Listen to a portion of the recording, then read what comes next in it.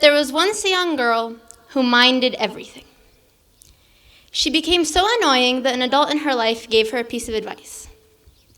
In order to practice not minding things, she should put her hand over a candle flame and hold it there as long as possible, to feel the slight burn of the flame and try not to mind it. The girl does just that, holding her hand over the candle until she can't stand it anymore, and throws the candle to the ground and screams at the top of her lungs, "I mind it, I mind it, I mind it." When Mr. John read us this story on the last day of capstone seminar in sophomore year, I had no idea how it held any relevance to us. But now I do. You see, class of 2017, we are that little girl. The flame of injustice is burning bright, but most of the world is putting their hand over the candle and trying not to feel the pain. They see injustice all around them, on the global scale with the refugee crisis, climate change, and inequality, and they try not to mind it.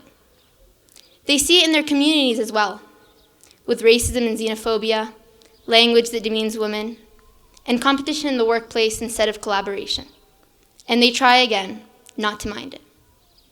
Perhaps it is because they are blind to it, or perhaps it is because they would rather feel the slight singe of the candle flame than try to change something that seems impossible to change. And so they come and tell us, the teenagers that seem to have a problem with everything, to do the same. But we are not just anyone. We are King's Academy seniors and soon-to-be graduates.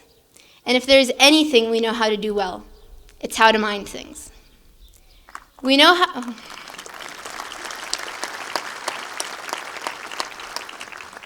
We know how to mind it when Akram closes the kazia before lunch, or when Mr. Jazzy gives us a red card for eating in the library. But we also know how to mind it when we see someone littering in the lawn, or a student sitting alone at dinner. We know how to mind it when Ms. Farah calls to wake us up in the morning, or when we fail yet another of Mr. Danny's calc tests. But we also know how to mind it when we learn about human rights abuses in Mr. Dan's history class, or when initiatives like Round Square and Fikra al-Mashi open us up to educational inequality in Jordan. We mind everything, some worthwhile and some not, and we rage against our teachers and against the school, but also against discrimination and corruption, and most importantly, against complacency. And why not? Let us rage. Better to rage against even the smallest of injustices than be bystanders in the face of the greatest issues of our time. From the first day we set foot on this beautiful campus, we are taught that we will be the leaders of the world. That doesn't mean that we will all be prime ministers and investment bankers and surgeons. It means that whether we are in Canada or Saudi Arabia, lawyers in Washington, D.C., or teachers in Amman, we will mind things. We will not be complacent to the injustice of the world. We will rage against unfair bosses and unfair elections, restrictive family traditions and restrictive immigration policies. It will get us in trouble sometimes, but it will also be the first step to change.